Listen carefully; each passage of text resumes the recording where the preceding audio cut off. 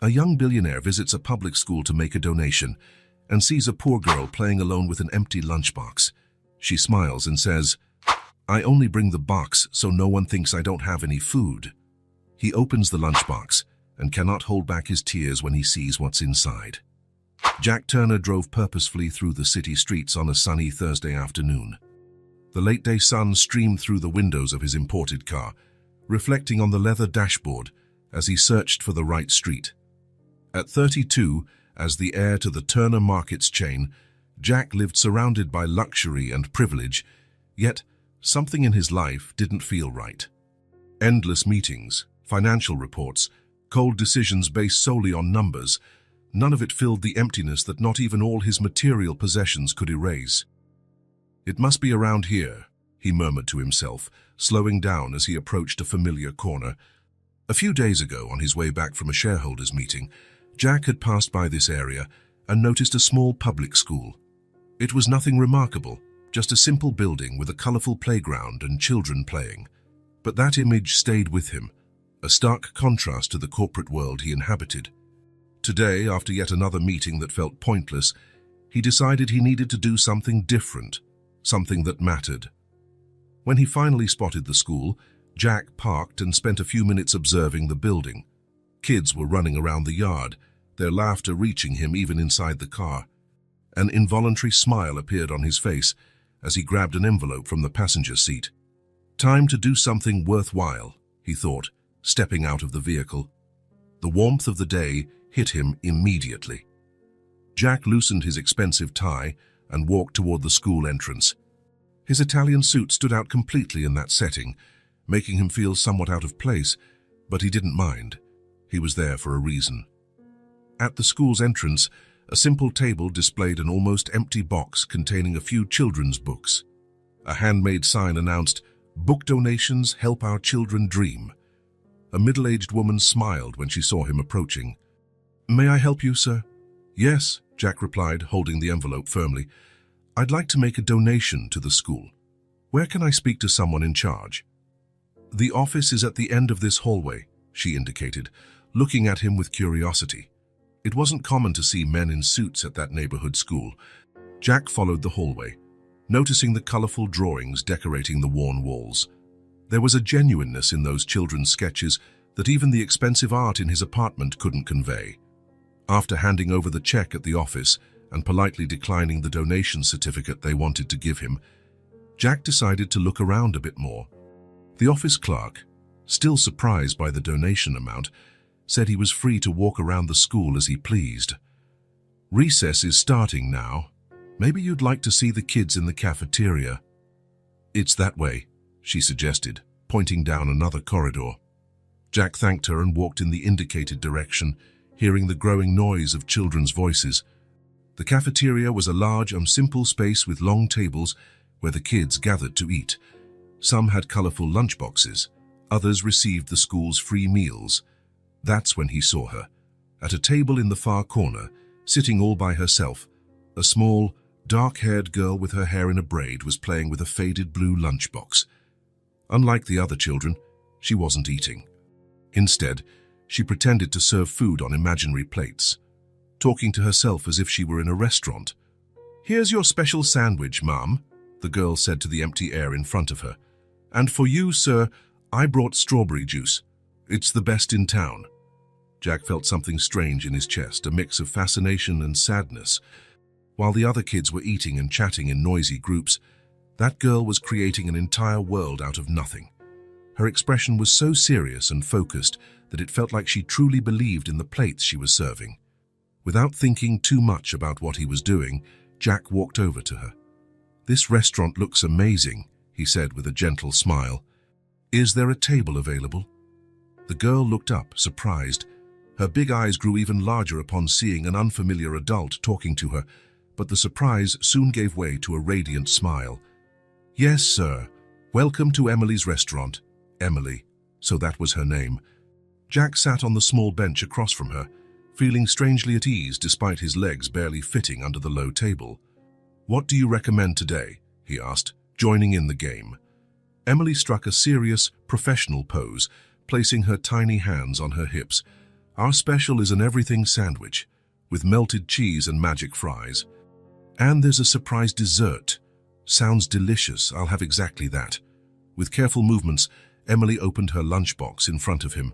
Jack discreetly watched and saw that it was completely empty, except for a small note written in an adult's handwriting. He managed to read the words, "I'm sorry. I promise I'll send something tomorrow." Emily quickly closed the lunchbox, as if she didn't want him to see what was inside. Then she continued her game, pretending to gather invisible ingredients, preparing the imaginary sandwich with the concentration of a professional chef. "Here you go, careful, it's hot." Jack pretended to pick up the sandwich and took a big bite. The best I've ever tasted. How do you make it so delicious?" Emily smiled, a smile that lit up her entire face. Jack felt something shift inside him, as if a door that had been locked for years was finally opening. "It's the chef's secret," she replied, placing a finger to her lips. "Do you work here every day?" Jack asked, as he continued to pretend to chew. "Yes, except when it rains a lot. Then the restaurant closes because the roof leaks," she said matter-of-factly. "But tomorrow it'll be open. Will you come back?" The question, asked with such hopeful innocence, caught Jack off guard. He noticed that some kids at nearby tables were looking at them curiously. Some whispered, others giggled quietly. But Emily didn't seem to care. Her little imaginary world was more real and important than any outside judgment. "Of course I'll come back," Jack replied, feeling for the first time in a long while that he was making a promise he truly wanted to keep. The image of the empty lunchbox with that simple note wouldn't leave Jack's mind. A message from a mother to her child. "I'm sorry. I promise I'll send something tomorrow." Those words hit him like a punch to the gut, a promise of a better tomorrow, an apology. He imagined Emily's mother writing those words, trying to soften the reality for her daughter, promising something she might not be able to fulfill. While Emily kept serving imaginary food, telling stories about her regular customers and special dishes she invented, Jack watched her with growing admiration. How could such a small child create so much joy out of such a difficult situation? How could she maintain that dignity, that creativity, when the reality around her was so harsh? The bell rang, announcing the end of recess. Emily carefully closed the lunchbox. "The restaurant is closing now, sir. Come back tomorrow, okay?" "I will, I promise," Jack answered, with a sincerity that surprised even him. As the children headed back to their classrooms, Jack remained seated, staring at the faded blue lunchbox Emily carried so proudly. On his way back to the car, he couldn't shake the image of Emily serving imaginary food, preserving her dignity through creativity. The note, "I'm sorry, I promise I'll send something tomorrow," echoed in his thoughts. Back in his world of luxury and comfort, Jack spent the rest of the day distracted. During the following meetings, he saw Emily's face. In the financial reports, he thought of the empty lunchbox. At dinner in his spacious apartment, he looked at his own meal and, for the first time in years, felt deep shame. That night, lying in his expensive bed overlooking the illuminated city, Jack made a decision. Tomorrow, that note in Emily's lunchbox would become real. For her, there would be a different tomorrow. And for Jack too. Jack woke up earlier than usual the next morning. For the first time in a long while, he didn't need an alarm to get out of bed. The memory of Emily's empty lunchbox followed him throughout the night, and he already had a clear plan in mind. After a quick shower, Jack dressed in more casual clothes, jeans and a simple shirt, swapping his usual suit for something less intimidating. On his way to the school, he stopped at a department store as soon as it opened and chose a new, colorful lunchbox with stars and planets. Perfect, he thought, imagining Emily's smile. The next stop was a delicatessen. Jack wasn't quite sure what a small child like Emily would enjoy eating, so he asked the attendant for help. "It's for a little girl," he explained, feeling strangely embarrassed. "Something simple but good." The attendant smiled and prepared a turkey and cheese sandwich, some fresh-cut fruit, a natural juice, and a small chocolate brownie. While paying, Jack realized he was more nervous than at his most important business meetings. When he arrived at the school, The start-of-day rush was already over. Jack entered the office, carefully carrying the new lunchbox. "Good morning. I'd like to leave this for a student named Emily," he told the secretary. The woman looked at him with a mix of curiosity and suspicion. "Are you a relative?" "No, I'm a family friend," Jack improvised. "I came by yesterday to make a donation and met Emily. She told me sometimes she doesn't bring lunch, so I thought I'd help." The secretary hesitated, examining Jack and then the lunchbox. "I could call her teacher if you prefer," he offered, sensing he needed to clarify his intentions. At that moment, the office door opened and a young teacher walked in carrying some papers. "Mrs. Miller, can you help me with—" She paused upon seeing Jack. "Oh, sorry. I didn't realize someone was here." The secretary seized the opportunity. "This gentleman came to bring a lunch for Emily. You're her teacher, right?" The young teacher nodded, looking at Jack with interest. "Yes, Emily's in my class. Are you related to her?" "Actually, no," Jack explained again. "I met Emily yesterday and wanted to do something nice for her. I brought this lunchbox and some food." The teacher smiled, a genuine smile that lit up her face. "That's very kind of you. Emily is a wonderful child. If you'd like, you can give it to her in person during recess. It'll mean a lot more to her." Jack accepted the offer, feeling immediate relief. Seeing Emily's reaction was exactly what he wanted. For the next 2 hours, Jack waited in a nearby cafe, answering emails on his phone without really focusing. When he finally returned to the school in time for recess, his heart was pounding like a teenager's. Emily's teacher awaited him at the entrance to the cafeteria. "She's inside, at the same table as yesterday," she said with a knowing smile. Jack walked in, immediately spotting Emily alone at her corner table, once again playing with her old, empty lunchbox. He approached slowly, hiding the new, starry lunchbox behind his back. "Is the restaurant open today?" he asked with a smile. Emily looked up, and her face lit up as she recognized him. "You really came back." "I promised, didn't I? And I brought something for you." Jack placed the new starry lunchbox on the table. Emily stared at it, then at Jack, her eyes wide with surprise. Is it for me?" "All yours. And look, there's something inside." Gently, as if handling a precious treasure, Emily opened the new lunchbox. Her eyes sparkled at the sight of real food inside. A real sandwich and juice. And a brownie. She looked at Jack, her expression shifting between joy and confusion. "But why?" Jack sat down beside her, feeling a lump in his throat. "Because I loved your restaurant, and every good chef deserves to taste real food sometimes, don't you think?" Emily nodded seriously. Then, with a gesture that took Jack completely by surprise, she leaned forward and gave him a quick hug. "Thank you, mister." "My name is Jack," he said, feeling unexpectedly moved. "Thank you, Jack," she repeated, before turning her attention to the sandwich. She took a bite and smiled with her mouth full. "It's really good." Jack watched Emily eat with appetite. After a few bites, she stopped and looked around as if searching for someone. "Do you want to share with me? There's plenty," she offered. The spontaneous generosity of the girl, even after going hungry, touched Jack deeply. "No, that's all yours." "I already ate our thanks." Emily continued eating, but now she spoke between bites, as if the real food had opened the door to a real conversation, too. "My mom's going to be happy. She gets sad when there's no food to pack for me and my little sister." "You have a sister?" Jack asked, genuinely interested. "Yeah, Lily. She's still little, only 3. She goes to daycare. The teacher there gives her food." Emily paused to take a sip of juice. "My mom works a lot, you know. She cleans houses now." "Cleans houses?" Emily nodded, her face showing an adult-like seriousness. "She lost her job at the supermarket. Now she cleans houses and sometimes sews. She does whatever she can." The girl smiled, a smile full of pride. "She's the best mom in the world." Jack felt a pang in his chest. The supermarket. Could it be that Emily's mother had worked at one of the Turner Market stores? "She must be a very special person," he commented, trying to keep his voice steady. "She is. She taught me how to play restaurant." Emily finished her sandwich and picked up the small container of fruit. "When we don't have real food, we pretend. Then my stomach doesn't hurt as much, you know? Jack swallowed hard.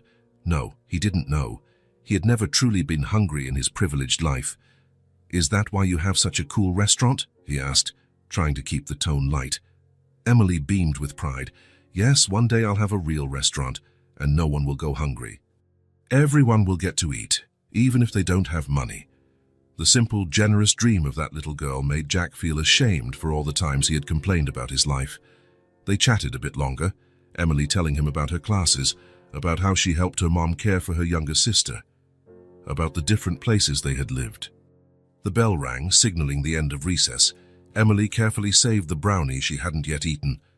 I'm going to take half for Lily, she explained, breaking the treat into 2 uneven pieces, one larger piece for her sister.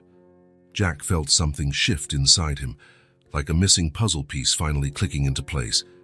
This child, who had so little, was teaching him about generosity and love in a way none of his business mentors ever had. Can I come back tomorrow? Jack asked, feeling as vulnerable as a child. Emily's face lit up again.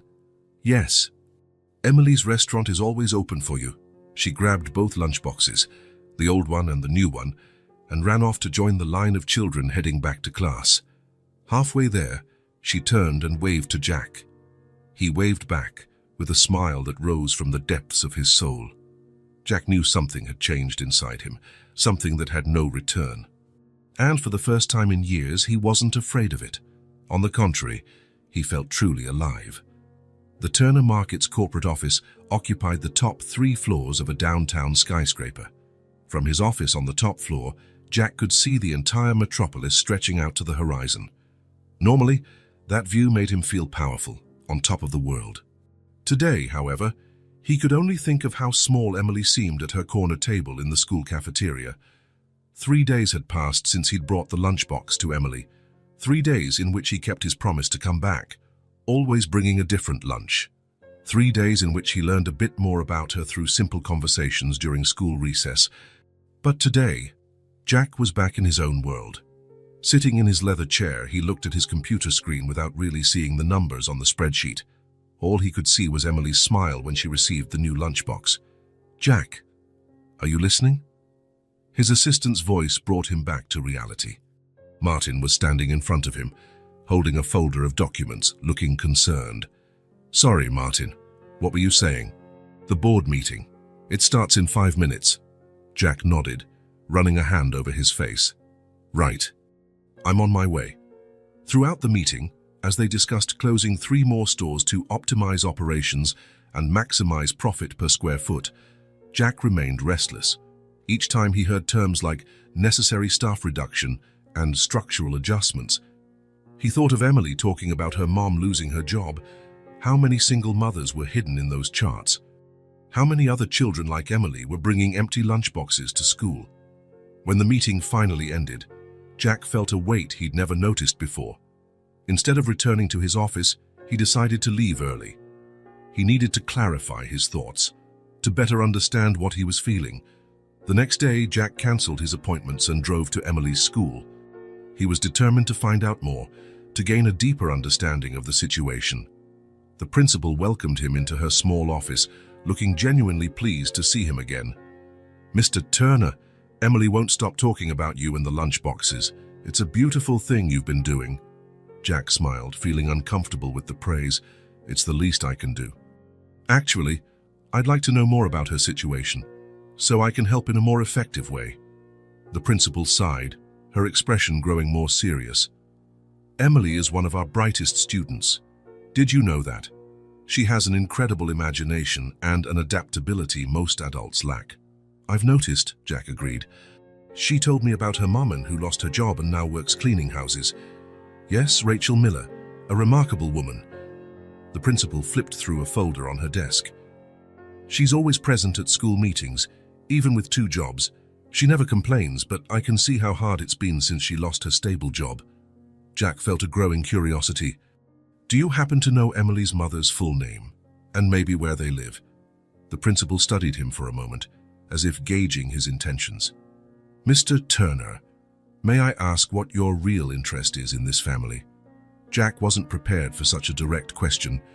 He hesitated, searching for the right words. Meeting Emily made me want to help more directly. Maybe I can do something that truly makes a difference for them." The principal seemed to evaluate his words, looking for signs of dishonesty or hidden motives. Whatever she saw must have satisfied her, because her expression softened. "The mother's name is Rachel Miller." She picked up a paper and jotted something down. "And here's their address." Jack held the paper carefully. "Thank you. I'm trusting you, Mr. Turner," the principal added seriously. Jack nodded, feeling the weight of that trust. He returned to his car and looked at the address in his hands. It was a modest neighborhood, far from the city center where he lived. Checking his watch, he realized it was time to meet Rachel Miller. The neighborhood where Rachel and Emily lived was on the outskirts of the city. Jack drove slowly, noticing the simple, well-kept houses, some with small front gardens and others with bicycles resting against low walls. Children played on sidewalks, enjoying the late afternoon sunshine. As he followed the GPS, the landscape changed subtly. The houses became smaller, more crowded together. Some small apartment buildings appeared among them. Jack reduced his speed even more, checking the house numbers. He finally found the address. It was a small two-story building with a worn but clean facade. Potted plants decorated the entrance, and an external staircase led to the second floor. Jack parked across the street and stayed there for a few minutes, just observing. What was he doing? What right did he have to barge into this family's life? What would he say when the door opened? He was about to give up when he saw Emily coming down the external stairs, holding the hand of a young woman who was carrying a smaller child in her arms. Emily wore the same school uniform, but somehow looked different, lighter, more childlike, away from her chef role at school. The woman with her, Rachel, he assumed, was simply beautiful in a natural way. Dark hair like Emily's, in a hastily pinned bun, a tired but kind face and wearing simple, mile-worn clothes. The younger girl, presumably Lily, was practically a tiny version of Emily. Jack got out of the car, feeling his heart race. Emily spotted him immediately. "Look, Mom, it's Jack," she exclaimed, letting go of her mother's hand and running toward him. Rachel stopped, suddenly alert, pulling the younger daughter closer while Emily hugged Jack's legs with the easy familiarity children show when they trust someone. "Hi, Emily." Jack smiled at the girl, then looked at Rachel, who observed him with a mix of curiosity and caution. "Hello, I'm Jack Turner. Sorry for showing up unannounced." Rachel walked over slowly, still holding Lily. "Emily talks a lot about you," she said in a soft yet firm voice. "You're the Lunchbox man." Jack felt his face grow warm.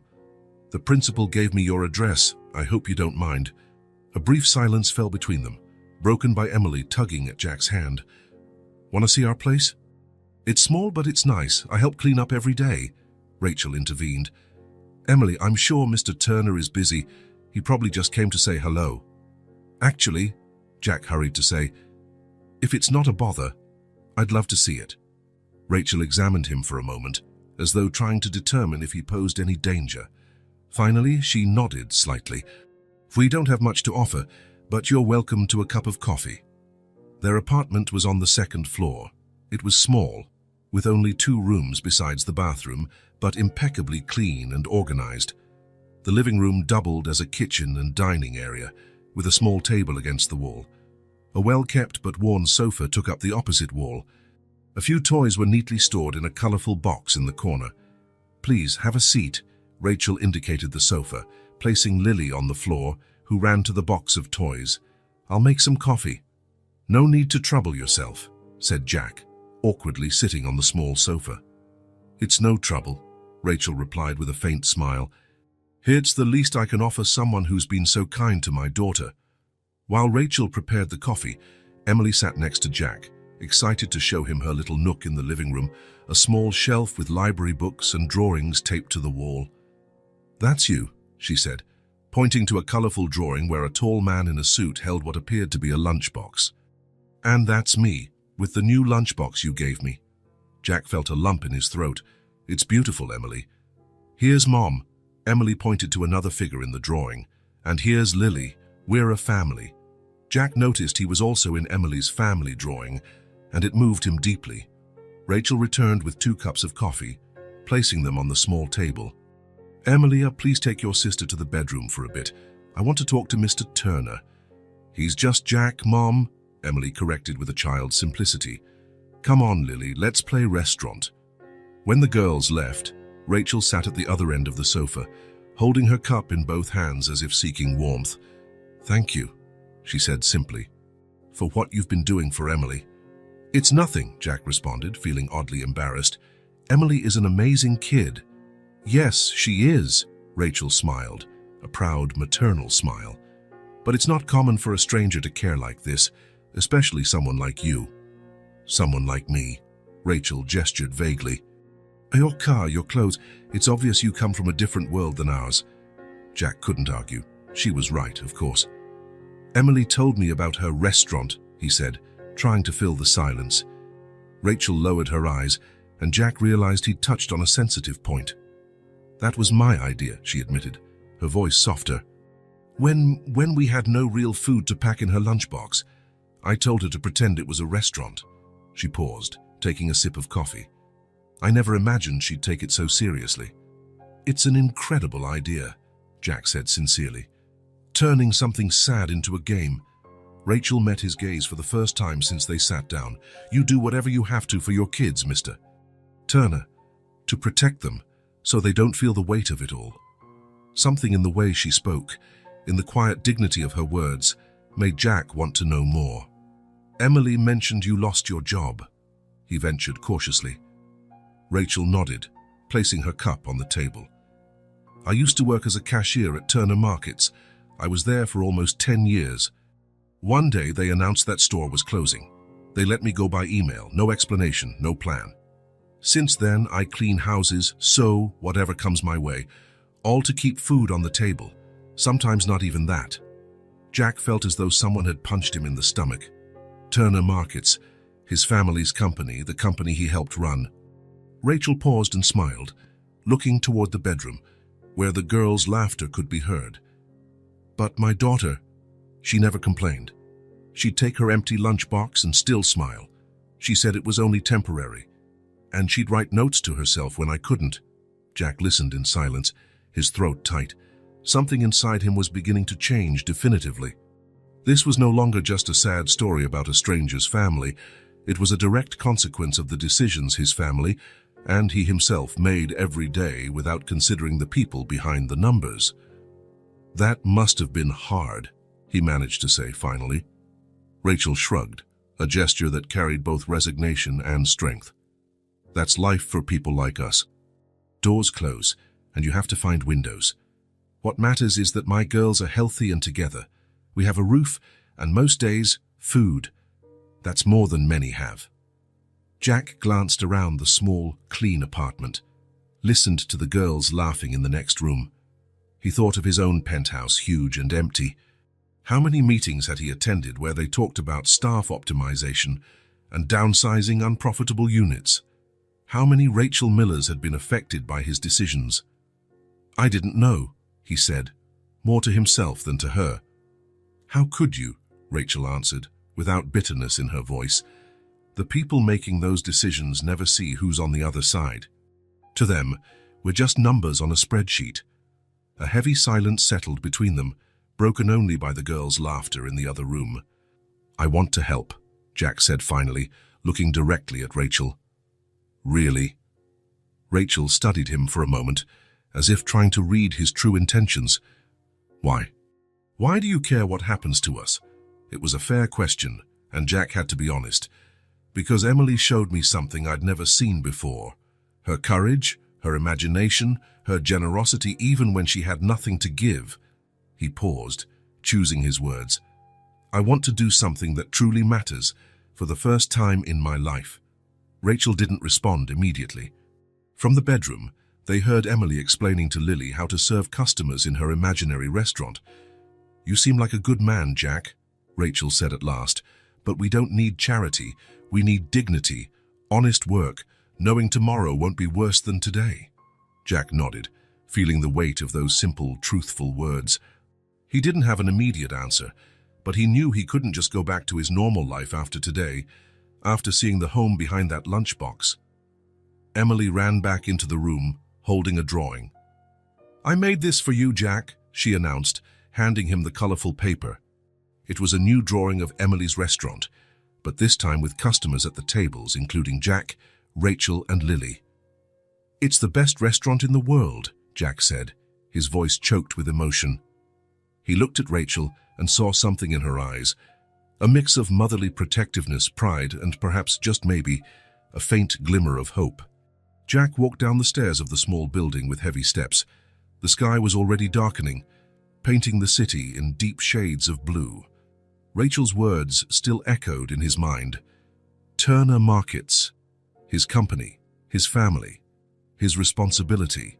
Sitting in his car, he didn't start the engine right away. He needed a moment to process everything he'd discovered. Sometimes life's coincidences were cruel. Of all the children with empty lunchboxes, he'd found Emily, the daughter of a former employee of his family's company. The image of Rachel describing how she was fired by email after 10 years of loyal service wouldn't leave his mind. No explanation, no plan. Those words would haunt him for a long time. He finally started the car and drove back toward downtown. The lights of shops and restaurants seemed offensively bright now, the faces of people on the sidewalks blissfully unaware of the Rachels and Emilys of the world. The concierge at his luxury building greeted him with the usual deference. "Good evening, Mr. Turner," Jack replied automatically, taking the elevator up to his penthouse. Never before had the contrast between his life and that of people like Rachel been so glaring. His apartment, spacious and elegantly decorated, suddenly felt too large, too cold. Jack tossed his keys on the table and headed to his home office. He needed to confirm a suspicion that was now eating him up inside. He turned on his computer and logged into the company network. He had access to practically all corporate documents, a privilege of his last name. He started searching for records of store closures over the past few years. Unit 237, East Side Neighborhood, closure approved on 01/17. The file appeared on the screen, and Jack opened it with a racing heart. The report was cold and technical, like all corporate documents: profitability analyses, cost projections, recommendations for reallocating assets.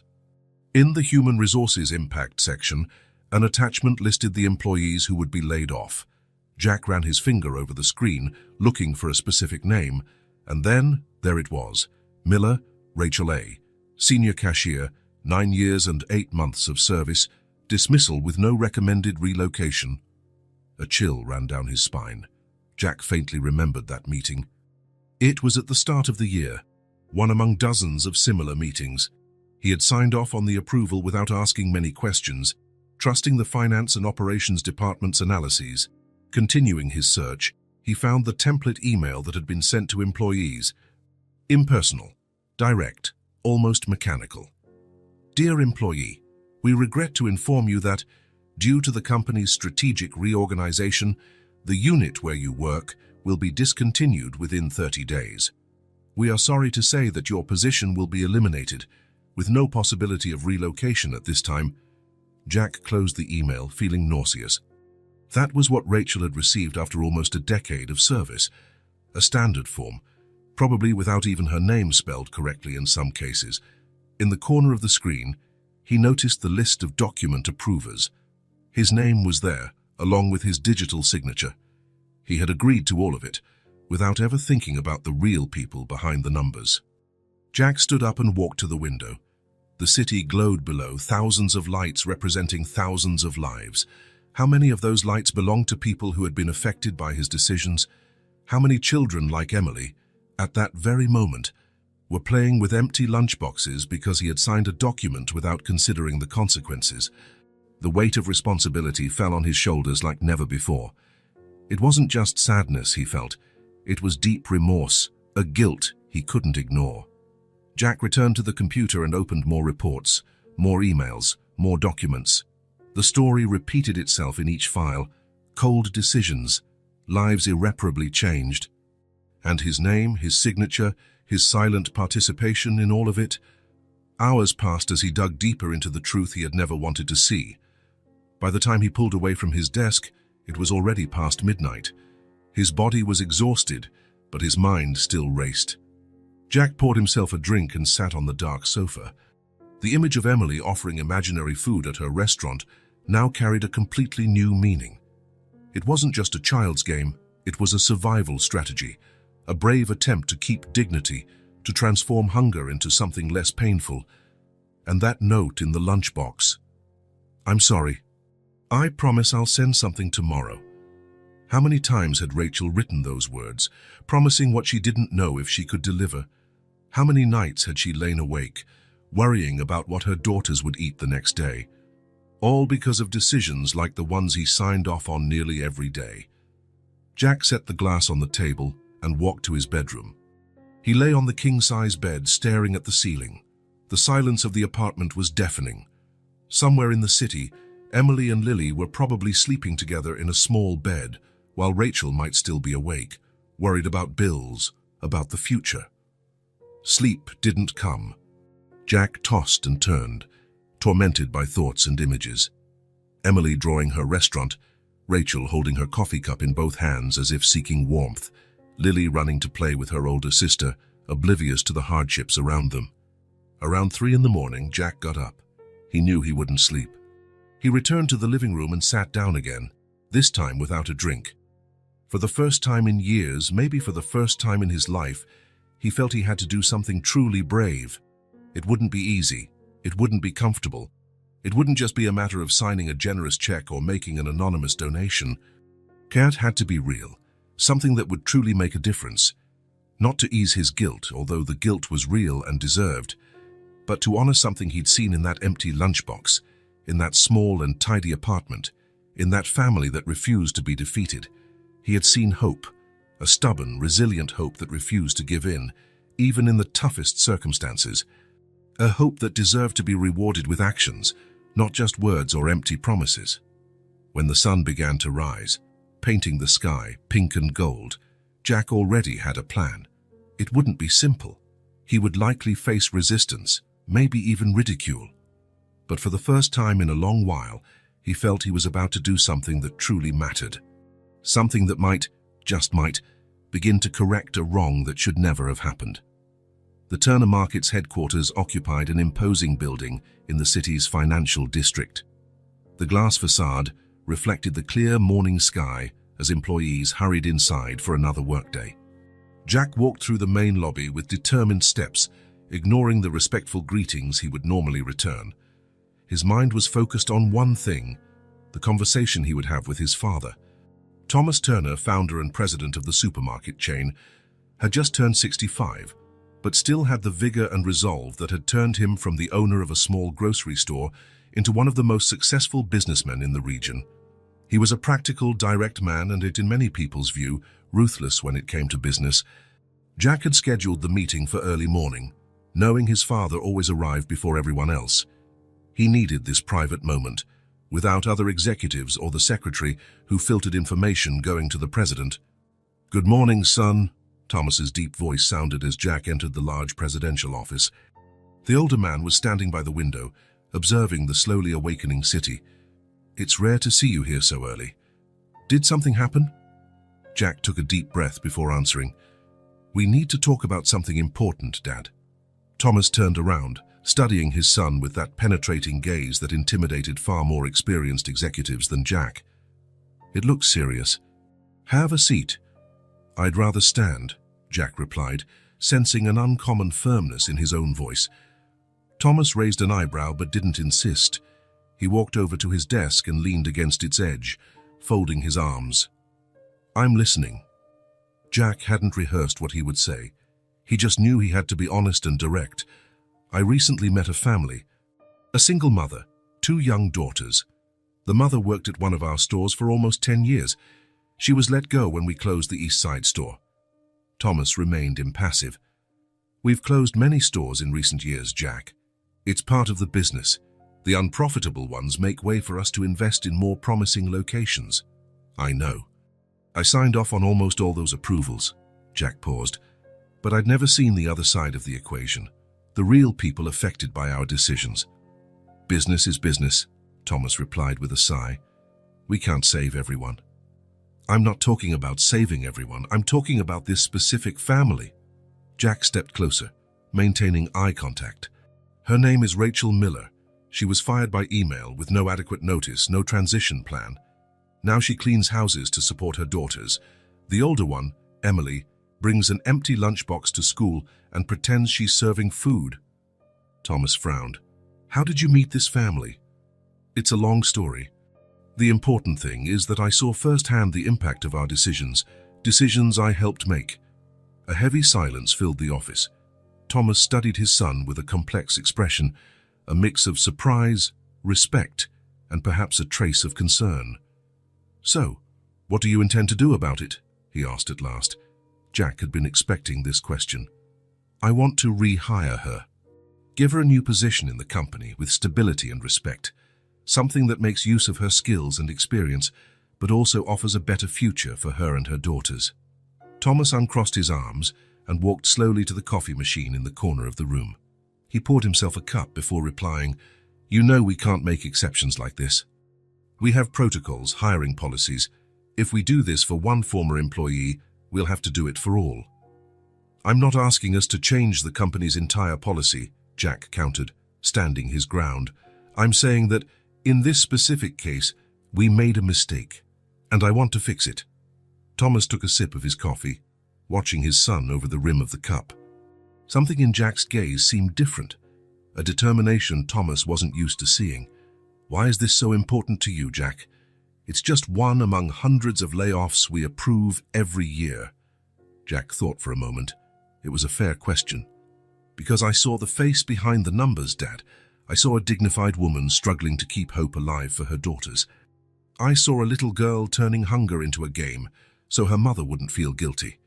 He paused to choose his words. And because I know we can do better, that I can do better. Thomas set his cup on the desk and studied his son in silence. Behind his serious expression, something like pride began to form. Are you willing to take personal responsibility for this? He finally asked. Find a suitable position for her, train her if necessary, ensure it works for the company and for her. I am, Jack answered without hesitation. That's exactly what I want to do. Thomas walked until he stood face to face with his son. It won't be easy. The board will question it.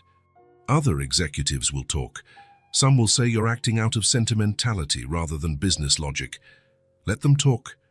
Jack kept his gaze steady. I'm not trying to revolutionize the company.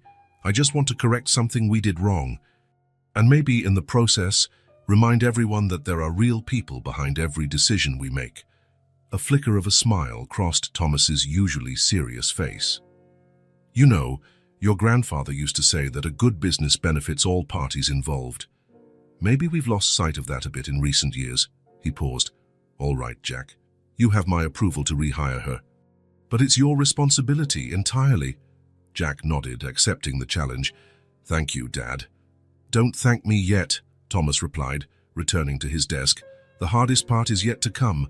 You'll have to tell this woman the truth, who you are, and what role you played in her dismissal. Then you'll have to convince her to come back to the same company that discarded her. Jack had already thought of that. The idea of revealing his identity to Rachel scared him, but he knew it was necessary. I know, and that's what I plan to do. I don't want to hide anything. I want to fix this mistake in the most honest way possible. Thomas sat down in his chair, regarding his son with a new expression, as if truly seeing him for the first time. You've changed, Jack. What happened?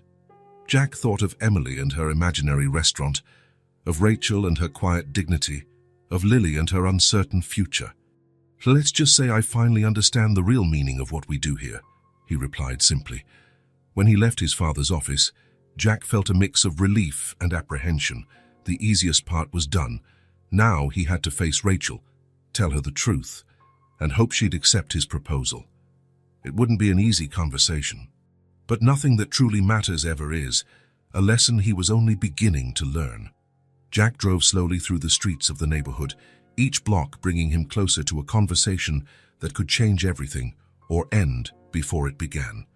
The small building where Rachel and the girls lived looked more intimidating today. It was late Saturday afternoon, a time Jack had confirmed with the school principal as the best chance to find Rachel at home. He parked his car and stayed there for a few minutes, mentally rehearsing what he would say, how to explain who he really was, how to talk about his part in the decision that changed her life. There was no easy way, only the honest way. With that thought, Jack got out of the car and headed to the building. He climbed the external stairs with heavy steps, feeling each one as part of a redemption path that had just begun. When he knocked on the door, he heard children's laughter on the other side. That sound calmed him a bit. He remembered why he was here. It wasn't about him or his guilt. It was about doing the right thing. Rachel opened the door, wearing simple home clothes with her hair pulled into a casual ponytail. Her face registered surprise, followed by a timid smile. "Jack, we weren't expecting you today." Before he could answer, Emily came running up behind her mom, Lily trailing just a few steps behind. "Jack, did you come to play restaurant with us?" He smiled at the girl, feeling the weight of what he was about to reveal. "Hi, Emily. Actually, I came to talk to your mom about something important." Rachel noticed the seriousness in his voice and nodded. "Emily, take Lily to the bedroom and show her that new game you got from school, okay?" Emily looked ready to protest, but something in her mother's expression made her agree.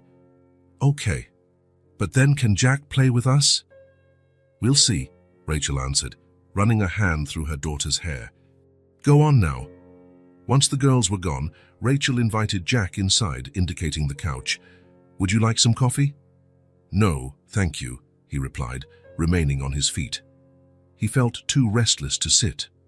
"Rachel, I need to tell you something. Something I should have said from the start." She crossed her arms, a posture that instinctively showed defense. "What is it?" Jack took a deep breath. "Now or never. My full name is Jack Turner. My family owns Turner Markets." The silence that followed was deafening. Rachel stared at him, frozen, as if processing each word slowly. Her eyes widened, and the color drained from her face. "Turner Markets." Her voice was almost a whisper. "Yes," Jack confirmed, keeping his gaze steady, despite the urge to look away. "The company you worked at for almost 10 years. Rachel stepped back, as if she needed physical distance to process the information. Her eyes, once warm, now scrutinized him with confusion and distrust. "Why didn't you tell me before? Why—" She stopped, realization dawning on her face. "Is that why you got close to Emily? Because of my dismissal?" "No," Jack said quickly. "When I met Emily, I had no idea who she was. It was a coincidence, I swear. I only found out the connection after I first visited you, when you mentioned working at Turner Markets." Rachel backed away further, sitting down on one of the chairs by the small dining table. Her eyes remained locked on Jack's, searching for any hint of falsehood. "Why are you telling me this now?" Jack approached slowly, keeping a respectful distance. "Because you deserve to know the whole truth." He paused, choosing his words carefully. "Rachel, I'm not just the son of the owner, I'm one of the executives who approved the closure of the store where you worked." The impact of that revelation hit Rachel like a wave. Her shoulders sagged, and she raised a hand to her lips to stifle her reaction. "You—" She couldn't finish the sentence. Jack felt his throat tighten. It was even worse than he'd imagined. Seeing Rachel's face, the real pain in her eyes, was far different from thinking abstractly about affected employees. "When I found out, I went digging into the records. I saw your name on the layoff list. I saw the impersonal email we sent. I saw there was no attempt to find another position for you, despite your great track record." Rachel stayed silent, just watching him, as if each word were another blow. "What I'm trying to say, Rachel, is that I'm so sorry. Deeply." Jack took another step forward, almost pleading with his eyes. "I never thought of the real people behind those decisions, the real impacts, the families, the empty lunchboxes." At the mention of the lunchboxes, Rachel's expression shifted. A flicker of vulnerability crossed her face, soon replaced by a closed expression. "Why are you telling me all this now? What do you want from me?" "Forgiveness." Her voice trembled slightly, but there was a firmness to it as well. "Dignity." Jack shook his head. I didn't come expecting forgiveness. I came because you deserve to know the truth. And also, he hesitated, aware of how his next words might sound. I came to offer something concrete. Not as charity, but as a way to correct a wrong. Rachel waited, still wary but clearly intrigued. We're opening a new store in the mid-city area, bigger, with specialized sections. We need a manager for the customer service department. Jack paused. I want to offer you that position. The shock was evident on Rachel's face. Of all the things she might have expected, that proposal probably wasn't one of them. Manager, I was a cashier. A cashier with nearly 10 years' experience, with excellent performance reviews, with deep knowledge of our processes and values.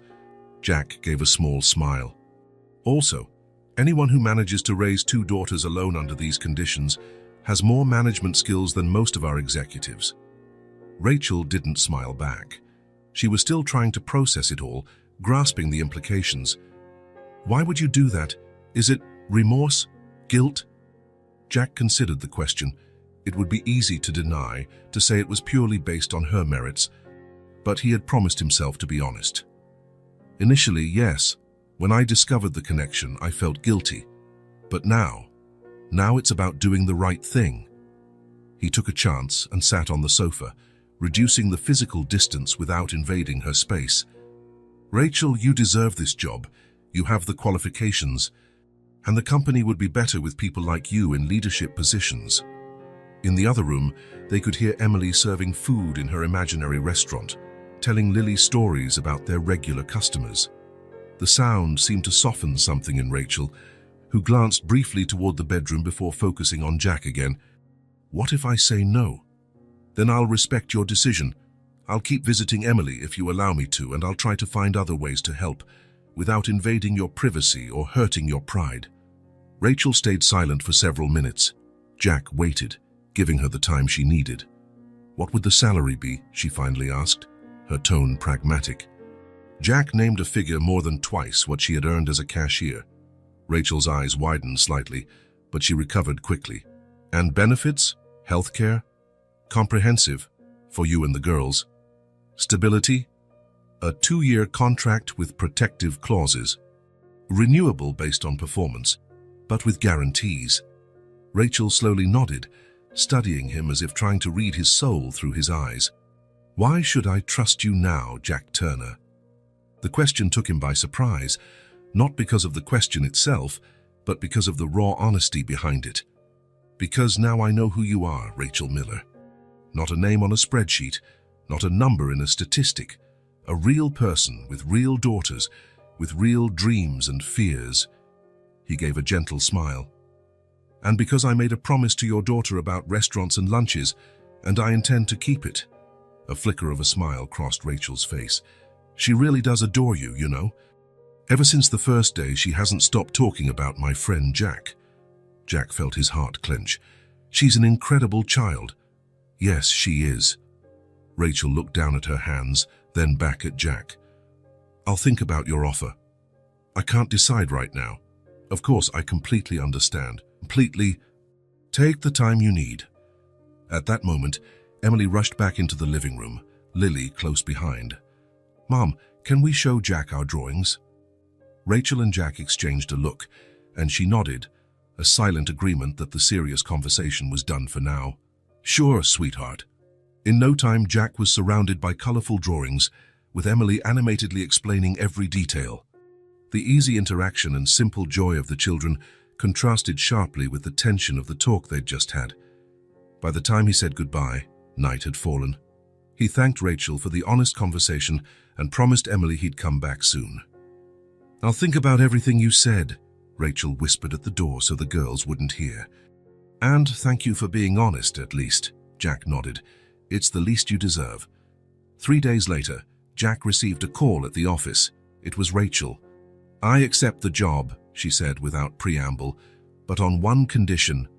What condition? I want to be evaluated by the same standards as any other employee. No special treatment. If I'm not good enough, you'll have to tell me. Jack smiled, admiring that woman's dignity. Deal. The new Turner Market store in the mid-city area was truly impressive. With 2 floors, Gourmet and organic sections, plus a full bakery, it represented the new direction the chain wanted to take. Rachel started working there 2 weeks after that decisive phone call. The first days were tough. Although she knew the company's processes well, the manager position was new to her. There was a learning curve, and some suspicious glances from other managers who wondered how a former cashier had gotten such a promotion. But Rachel surprised everyone with her dedication and practical knowledge of daily store operations. She knew exactly what customers were looking for, understood the frustrations of frontline employees, and had practical ideas to improve everyone's experience. Jack visited her regularly at the store, keeping things professional in the workplace, but he soon began frequenting their home on weekends, bringing books for Emily and educational toys for Lily. A month later, Rachel received her first paycheck. The next day, Jack noticed something different about her: freshly cut hair, new clothes, and a sparkle in her eyes he'd never seen before. "The girls already have new lunchboxes," she commented with a smile during a coffee break. "And we're looking for a bigger apartment, closer to school." Jack felt a sense of satisfaction no corporate profit had ever given him. "I'm really happy to hear that." At home, Emily had changed, too. She still played restaurant, but now with real ingredients, preparing little snacks for everyone. Her smile, always present, seemed even brighter, and her colorful drawings now showed a happy family: herself, Lily, Rachel, and more often, Jack. The relationship among the three, Jack, Rachel, and Emily, grew quietly with every visit, every conversation, every shared meal. There were no grand declarations or lavish promises, just mutual respect and a genuine affection that developed naturally.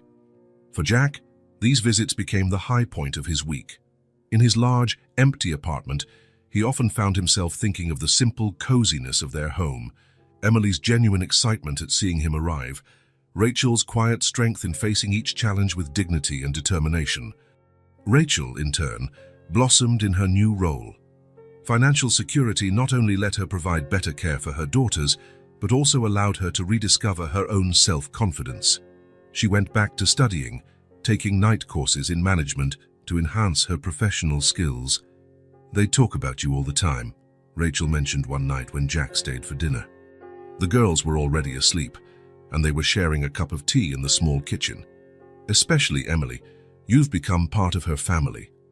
Jack felt something stir inside him. "You two have become part of my life as well, in a way I never imagined." Rachel studied him for a moment with that penetrating look that seemed to see beyond appearances. "You know what impresses me most about you, Jack? It's not that you tried to fix a mistake, it's that you really changed. I see it in how you treat the store employees, in the small adjustments you're implementing at the company." Jack had never thought of it that way, but Rachel was right.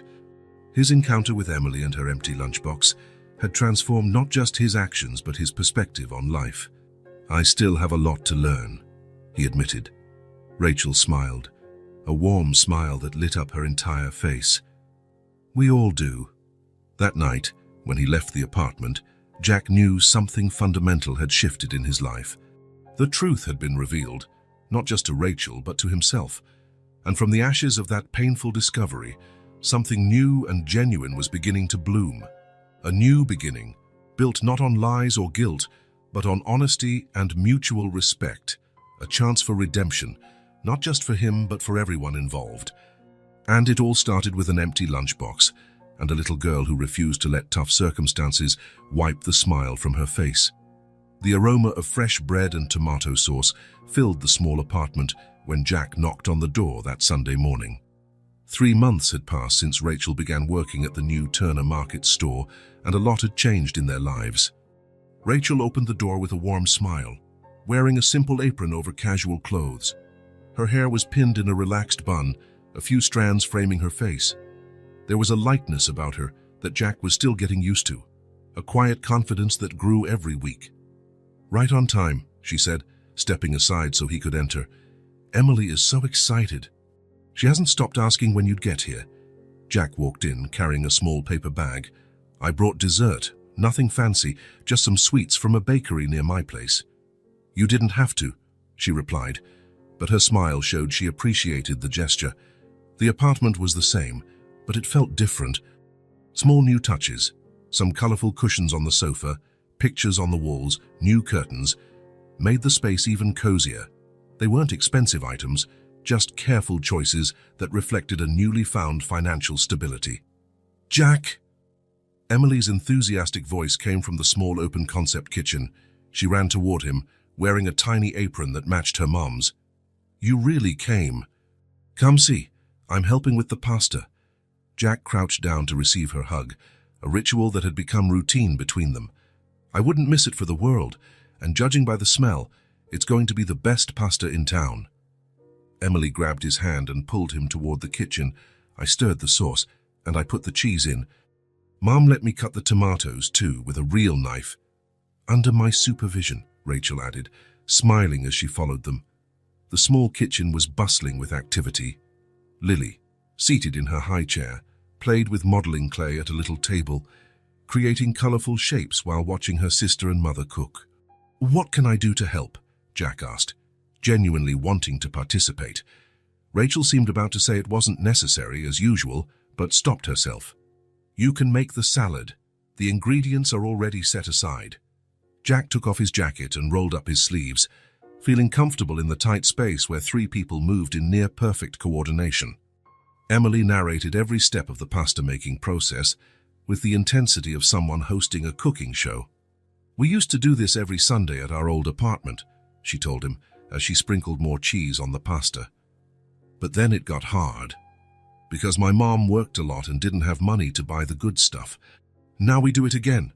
Rachel and Jack exchanged a glance over Emily's head, a look full of unspoken meaning. Children's simple honesty often revealed more than lengthy adult conversations. "And what's the best part of cooking?"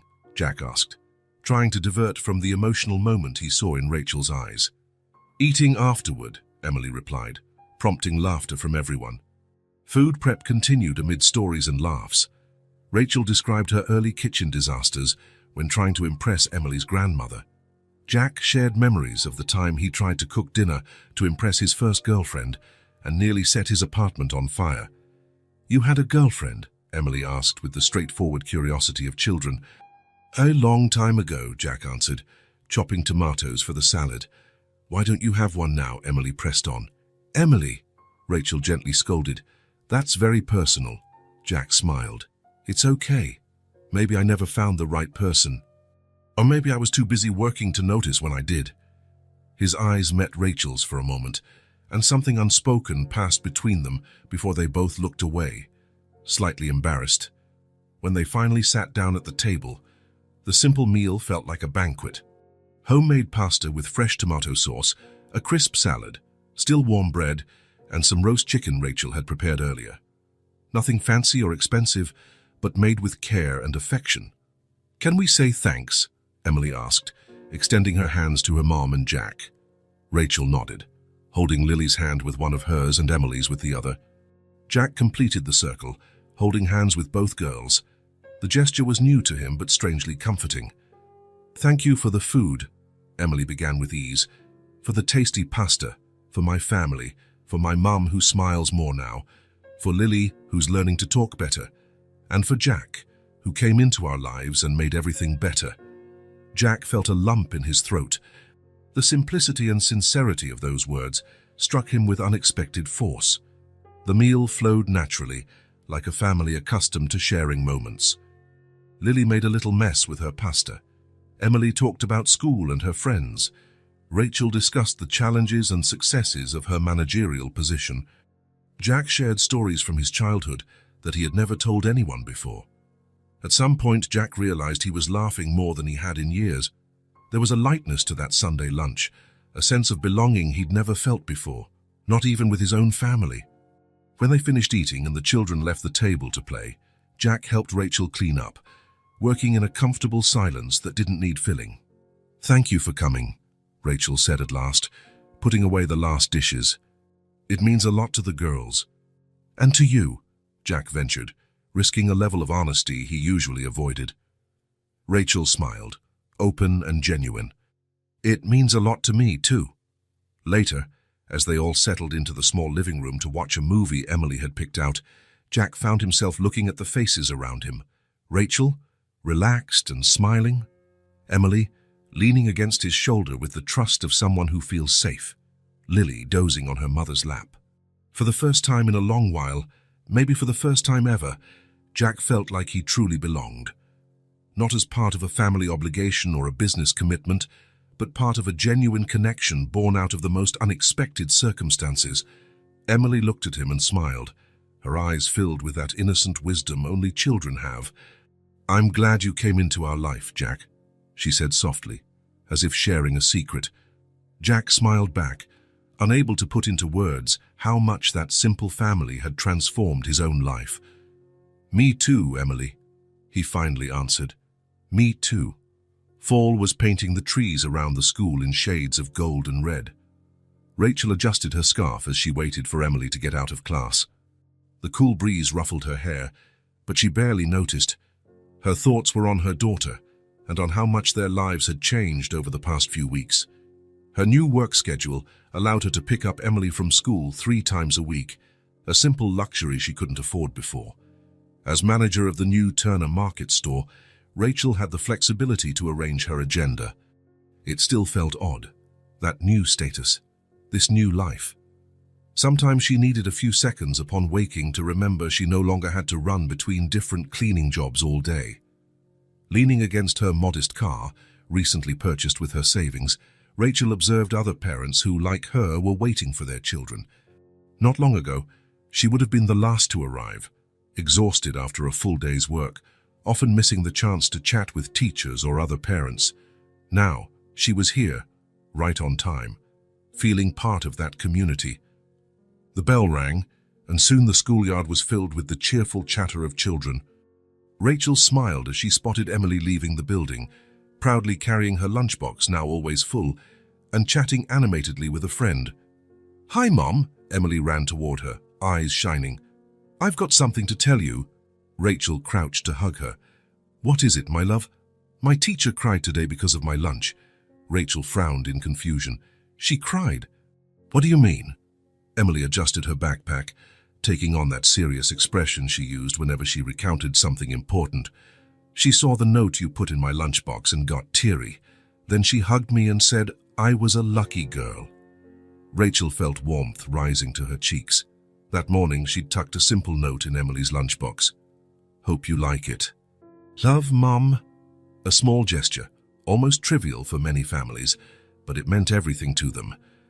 "She asked us to show what we had in our lunchboxes so we could talk about healthy eating," Emily continued as she got in the car. "When I opened mine, she saw the sandwich cut into a heart shape and the note. She read it out loud, and then her voice got weird." Rachel smiled as she started the car. Miss Jenkins, Emily's teacher, knew their story well. She had seen Emily's empty lunchbox during those difficult times and had witnessed the restaurant game Emily invented to cope with it. "How did you feel, honey?" Emily thought for a moment, fiddling with the latch on her lunchbox.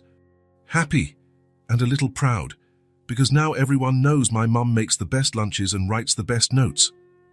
Rachel reached out and gently squeezed her daughter's hand, feeling a lump in her throat. Simple gestures, small things, a sandwich, a note. For many, nothing special. For them, a daily victory, a silent sign that they had overcome the darkest days. On the way home, they passed by the new Turner Market store where Rachel worked. Emily looked out the window, pointing excitedly. "Can we visit Jack today?" "Not today, sweetie. He's at an important meeting in another city, remember? But he'll be coming to dinner on Friday." Emily nodded, satisfied with the answer. Jack's presence had become as natural as sunrise in their lives, no longer a surprise, but a comforting certainty. At home, while Rachel prepared a snack for Lily, who was playing with colorful blocks in the living room, Emily approached with a thoughtful expression. "Mom," she said after a moment of silence, "Ms. Jenkins said there'll be a special presentation next week. Each student will talk about something important to them. I want to talk about the restaurant." Rachel paused what she was doing, giving her daughter her full attention. "Which restaurant, honey?" "Mine. The empty lunchbox restaurant." Emily spoke with total ease, no trace of shame or sadness. "I want to tell everyone how we used to pretend when there wasn't any real food, and how things are different now. Ms. Jenkins said it's an important story. Rachel felt her heart race. It was surprising how Emily could discuss that difficult time with such maturity, turning a potentially painful memory into something valuable. "Are you sure you want to talk about it in front of everyone?" Emily nodded confidently. "Yes, and I want you and Jack to come watch." "Jack too? He's part of the story, isn't he? He was the first one who saw my restaurant and asked for an imaginary sandwich." Rachel couldn't disagree. Jack had come into their lives because of that empty lunchbox, and now it was impossible to imagine a future without him. "I'll invite him, then," she promised, going back to preparing Lily's snack. But her mind was now filled with thoughts of how drastically life had changed in the last few months. That night, after the girls were asleep, Rachel called Jack. He was in another city for a conference on corporate social responsibility, a new interest he'd developed over the last few months. "Emily wants you to come to her school presentation," Rachel explained, sitting on the small balcony of their new apartment, gazing at the city lights. "She's going to talk about the Lunchbox restaurant." There was a moment of silence on the other end of the line. "She isn't embarrassed to talk about it?" Jack finally asked. Rachel smiled, even though he couldn't see it. "No, for her, it's just part of the story, something that happened, and something we overcame together." "Together," Jack repeated softly. It's amazing how she turns something potentially painful into a positive lesson. She's always been like that. Even in the hardest times, Emily found a way to see beauty, to create something special. Rachel paused, feeling a warm comfort in talking about her daughter. "Maybe that's why she touched you so deeply the first time you met." "She changed my life," Jack replied simply. "You both did." Those words hung between them, heavy with unspoken meaning. Rachel's heart sped up slightly. "So, will you come to her presentation?" she asked, returning to the original topic. "I'll be there. I wouldn't miss it." The week flew by. Rachel used her day off to help Emily prepare her presentation. Together, they organized pictures of the original lunchbox, decided what Emily would say, and practiced a few times. The ease with which Emily spoke about those tough times both surprised and moved Rachel. Jack returned from the conference on Thursday and spent Friday night with them, listening to Emily rehearse her presentation one last time. Sitting on the small living room couch, with Lily asleep on his lap, Jack watched Emily with admiration that warmed Rachel's heart. The day of the presentation finally arrived. The classroom was decorated with colorful posters and flowers for the special occasion. Parents and guardians crammed themselves into tiny chairs meant for children, creating a nearly comical scene of adults squeezed into miniature seats. Rachel and Jack sat together at the back of the room, trying to ignore the curious looks from other parents.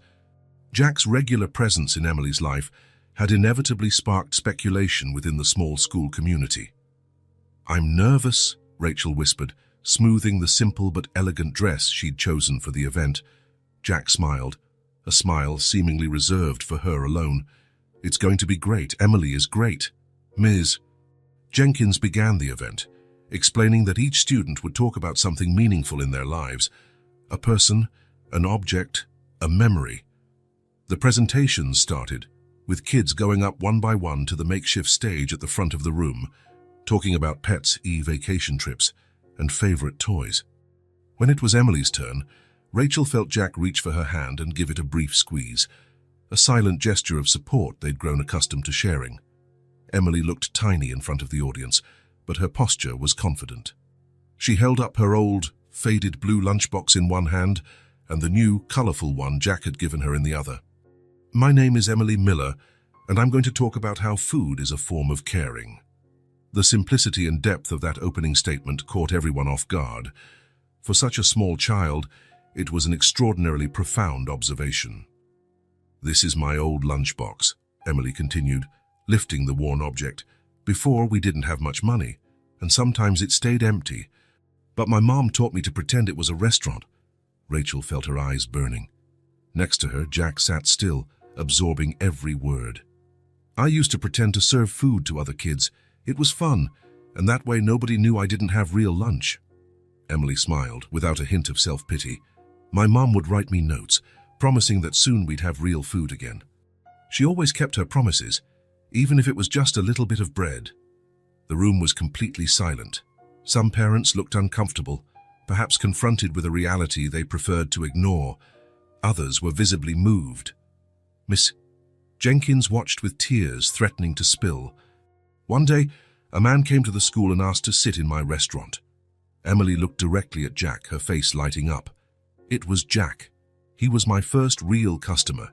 He pretended to eat my imaginary food and came back the next day with a new lunchbox filled with real food. Jack looked down, visibly emotional. Rachel gave his hand a gentle squeeze. Now my mum has a good job, and our life changed. My lunchbox is always full.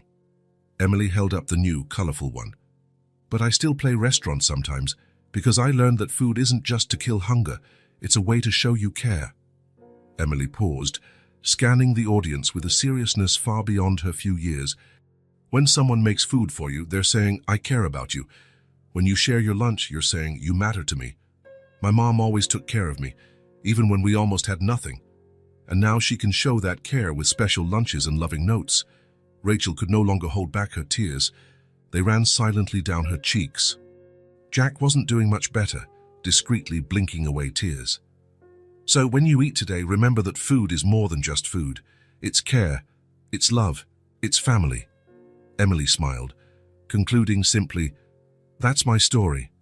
Thanks for listening. The applause that followed was warm and genuine. Emily gave a small bow before returning to her seat, obviously proud of her presentation.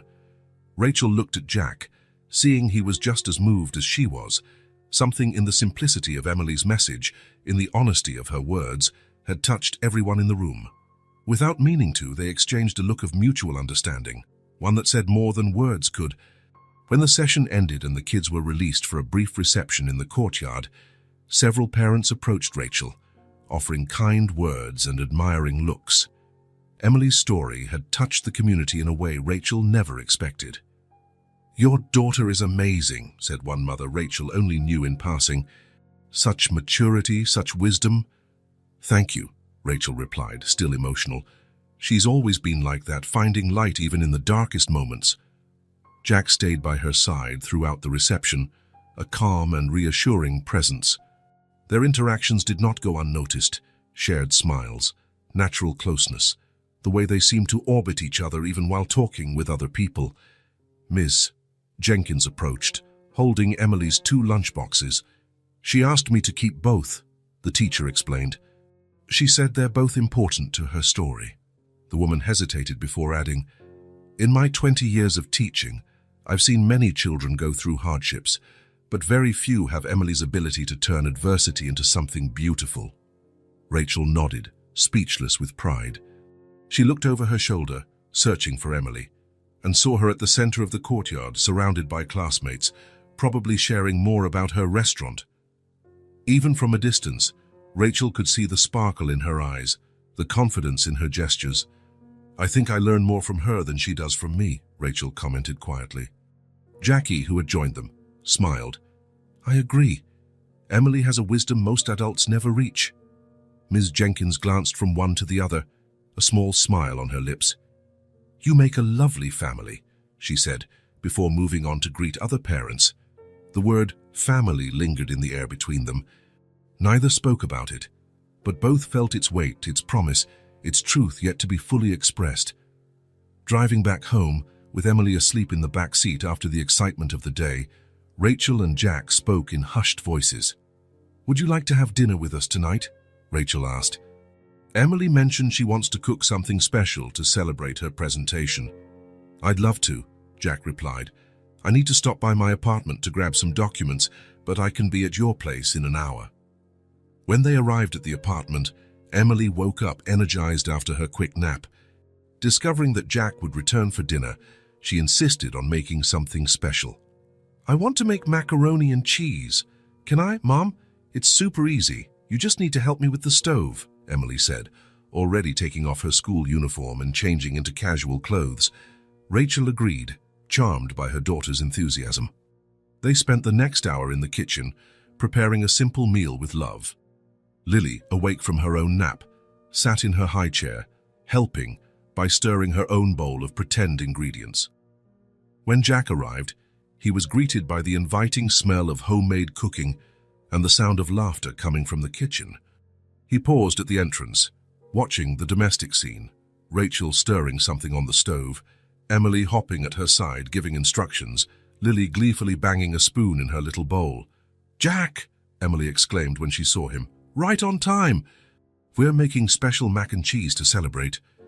Rachel glanced over her shoulder and smiled, a smile that warmed Jack from within.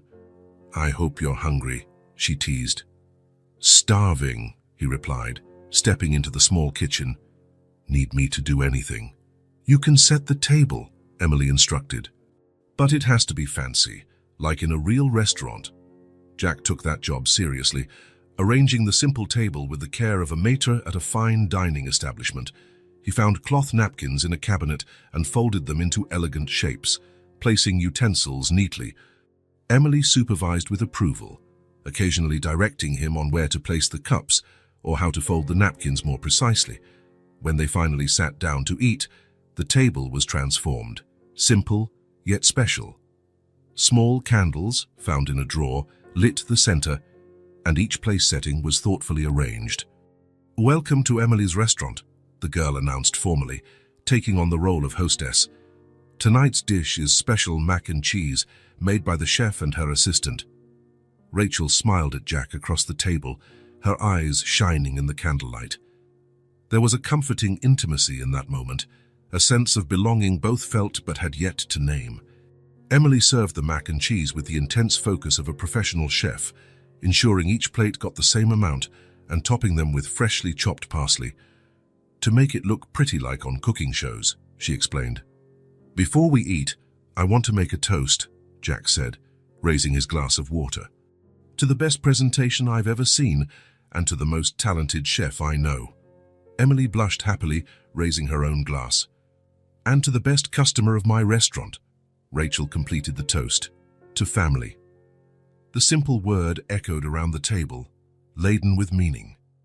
The glance Rachel and Jack exchanged confirmed a silent understanding, an unspoken promise.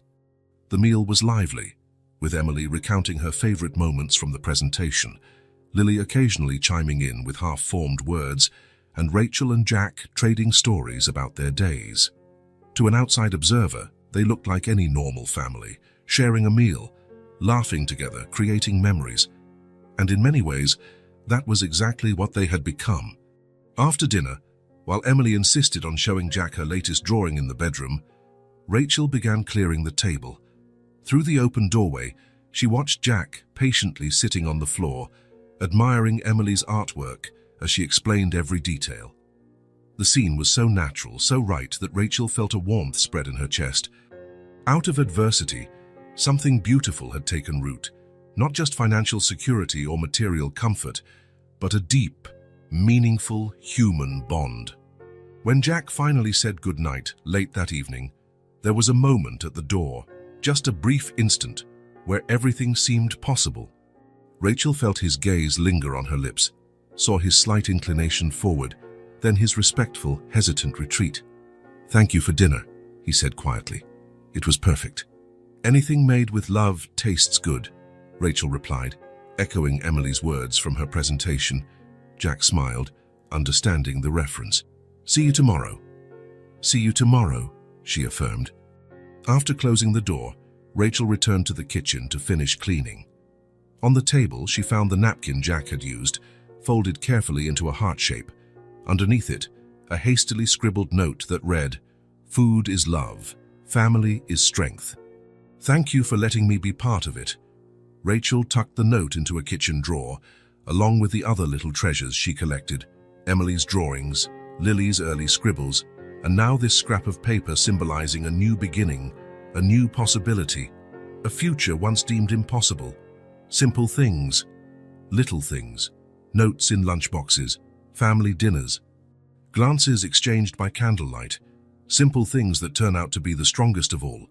Spring skies were a clear, bright blue as Jack parked his car in front of the school. The shade of a blossoming tree protected the vehicle from the early afternoon sun. He glanced at his watch. He was 10 minutes early for dismissal. He'd arrived sooner on purpose, to have a few moments to think. Over the past months, this modest school had become a special place in his life. It was where everything began, where he had met Emily and her little imaginary restaurant. In a way, it was where he himself had been reborn. Jack smiled at how his routine had changed. Beforehand, his days were filled with endless meetings, purely numbers-based corporate decisions, and lonely nights in his luxury apartment. Now, his schedule included Wednesday dinners at Rachel's house, picking Emily up from school on Mondays and Thursdays, and even attending school meetings. His life had gained a purpose beyond the Turner name, beyond the family business, beyond gathering wealth and power. Rachel and her daughters had shown him a world where small gestures carried deep meanings, where genuine human connections mattered more than material achievements. The distant sound of the school bell broke his reverie. Jack got out of the car and walked toward the gate, joining the other parents and guardians waiting there. Some greeted him warmly, his regular presence no longer raised eyebrows. Soon, the schoolyard filled with the vibrant energy of kids pouring out of classrooms. Jack looked for Emily among the sea of matching uniforms, finally spotting her as she emerged from the main building. She spotted him immediately, her face breaking into a radiant smile. She ran toward him, backpack bouncing, her dark hair in the same slightly messy side braid as always, a bit undone after a day of classes. "Jack, you made it," she exclaimed, throwing her arms around him in the complete abandon that only children muster. "As promised," he replied, lifting her briefly before setting her down. "How was your day?" Emily adjusted her backpack and took Jack's hand as naturally as if they'd been doing it her whole life. "It was awesome. I got a good grade on my math test, and my teacher used my drawing to decorate our door." She paused, as if suddenly remembering something important. "And guess what else happened?" "What?" asked Jack, genuinely curious, as they made their way toward the car. "I shared my lunch with Mia today. She never brings anything, and so I said she could have half of mine. Like you did for me once." Jack felt his chest tighten. He stopped in mid-step, gazing at this tiny child whose heart seemed bigger than her whole body. The simplicity of her gesture, her spontaneous generosity, the natural way Emily turned her own difficult past into empathy, all of it moved him deeply. "That was really kind of you, Emily," he said, his voice slightly choked. Emily shrugged, as though it were no big deal. "Mia's nice, and my mum's sandwich was too good not to share. It had melted cheese and everything." As they continued to the car, Jack glanced over the schoolyard. His newly aware eyes noticed details he might have missed before: a girl quickly hiding an empty lunchbox so her friends wouldn't see, a boy sitting alone, pretending not to be hungry, another child watching sadly as classmates ate. How many more Emilys were here? How many other empty lunchboxes? How many imaginary restaurants opened every day in that yard? In the car, Emily chatted happily about school, about Mia, about a science project she was working on. Jack listened, responded, asked questions, but part of his mind was racing in another direction. An idea was forming, growing more concrete with every block they passed. When they reached the front of Rachel's building, Jack made an impulsive decision. "Emily, would you mind if we went back to the school for a few minutes? I forgot to discuss something important with the principal." Emily agreed immediately, always up for a small adventure. "I can show you my new drawing on the classroom door." Back at the school, the courtyard was almost empty. Only a few children stayed for extracurricular activities or were waiting to be picked up. Jack held Emily's hand as they entered the building. "You can go show me your drawing after I talk to the principal, okay? I promise I won't be long." Emily nodded and ran off down the hallway toward her classroom, knowing the route by heart. Jack headed for the principal's office, a new resolve in his step. The secretary recognized him, and after a brief call, said the principal could see him. Jack was led into the familiar office, where Nancy Conrad, the principal, greeted him warmly. "Mr. Turner, what a pleasant surprise. Is Emily all right?" "She's great," Jack answered, taking a seat. "Actually, I'm here about something that involves her and the whole school." The principal leaned forward slightly, showing interest. Jack organized his thoughts, wanting to express exactly what he felt. Today, Emily told me she shared her lunch with a classmate who didn't have any food. It reminded me of when I shared food with her a few months ago. And it got me thinking. Jack paused, looking the principal in the eye. How many kids in this school come without lunch? How many feel hungry or ashamed during recess? Principal Conrad's expression grew more serious. More than we'd like to admit, Mr. Turner. We have some assistance programs, but resources are limited. And for many families, there's a stigma around asking for help that's as painful as hunger itself. Jack nodded, understanding completely. He had seen that dignified pride in Rachel when he first met her, refusing to show the extent of her struggles. That's why I'm here. I want to help. Let's provide food for all the children from now on. No one should feel ashamed for not having a lunch, and no one should go hungry. The principal stared at him for a moment, as if trying to process what she'd just heard. Mr. Turner, are you talking about a complete meal program? Jack finished. Breakfast and lunch for every child, every day. No distinctions, no need to single out who can or can't afford it. Good food, nutritious for everyone. Nancy Conrad adjusted her glasses, visibly moved. That would be extraordinary. But the cost? Turner Markets will provide it all, Jack said firmly. Fresh, nutritious, varied food. We can start next week if you agree. The idea had emerged impulsively, but the more Jack spoke, the more convinced he became that it was the right thing to do. It was a tangible way to turn his own path toward redemption into something bigger, something that would impact not just Emily but dozens of other children. Principal Conrad still seemed to be absorbing the proposal. It's very generous, Mr. Turner. We'd need school board approval, but I'm sure— Leave that to me, Jack interrupted gently. I'll prepare a formal proposal with all the necessary details. I have connections on the board who can help speed up the process. Nancy Conrad studied him for a moment, as if seeing something new in his face. Why are you doing this, Mr. Turner? The question was simple yet profound. Jack thought of Emily's empty lunchbox, of her smile as she served imaginary food, of her generosity in sharing with Mia. He thought of Rachel, fighting to keep her dignity in the worst times. Because I learned that sometimes the things that seem small, a lunch, a note in a lunchbox, can mean everything to someone. And because I can make a difference, Principal Conrad reached across the desk and clasped Jack's hand. You have no idea what this means. For them, for us. Jack smiled, this time without guilt, but with purpose. The following week was intense. Jack assembled a team at Turner Markets to develop the program. Nutritionists were consulted, suppliers were contacted, contracts were drafted. Rachel became an invaluable consultant, offering practical insights and a deep understanding of the community's needs. Jack personally presented the proposal to the school board. Leveraging all his influence and powers of persuasion, he was surprised to find that, when the cause was genuine, his business acumen became even more effective. The following Monday, the Lunch for Everyone program was officially launched.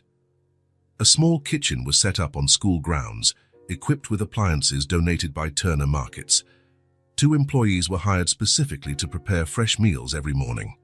3 days later, Jack returned to the school to deliver additional supplies he had promised. Books for the library, art materials, sports equipment that complemented the meal program. He'd insisted that the project be comprehensive, addressing not only physical hunger, but also the hunger for knowledge, expression, and experiences. Walking into the school courtyard, he was greeted by a heartwarming sight. Kids were scattered everywhere, all enjoying the same healthy meals. No separation, no stigma. Laughter filled the air, and there was a new atmosphere, lighter, happier. As soon as Emily saw him, she ran over, her face radiant as ever. Jack! Today the school gave lunch to everyone, she exclaimed, gesturing excitedly to the courtyard. Now nobody feels embarrassed. Mia smiled.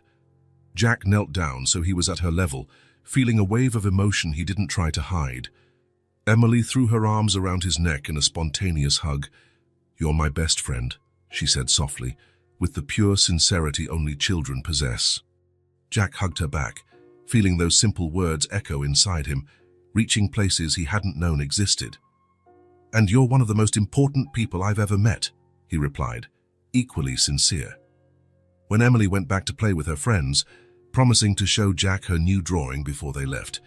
He continued toward the principal's office to drop off the extra supplies.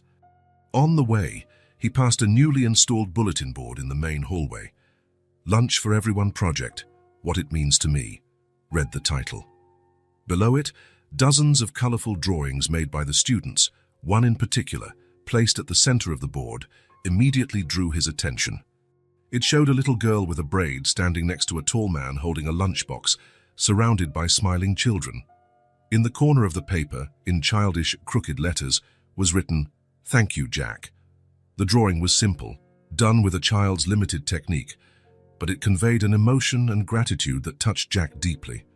He stood there just taking it in, absorbing the significance of this little token of thanks. A gentle hand touched his shoulder. Jack turned to see Rachel beside him, smiling that smile that had become an anchor in his life. "The principal called me after you left yesterday. I asked for a few hours off today to see the program in action," she explained. "This is incredible, Jack. What you've done, I have no words." Jack looked at the board again, at the cheerful faces drawn by the kids. "I didn't do it alone. The idea may have been mine, but the inspiration..." He turned to Rachel. "The inspiration came from you all." They stood side by side in silence, gazing at the drawings. They didn't need words to express what they were feeling. They had become part of each other's lives in ways neither could have imagined that first day with an empty lunchbox. Silently, honestly, maybe forever. Across the hallway, Emily watched them with a knowing smile, as if aware of a secret the adults were just discovering. In her backpack, she kept the note her mom had placed in her lunchbox that morning. "We have something today, and you'll share, but only share the lunch. The love is all yours." But Emily knew the truth. Love never shrinks when shared. Like the lunch she'd shared with Mia, or the food now given to everyone, love only grows when freely offered. Tomorrow, there will be more. And today, there was more too. If this story touched your heart, subscribe to the channel and turn on notifications so you don't miss the next ones. Leave a like, because it helps this story get recommended to more people. See you in the next story.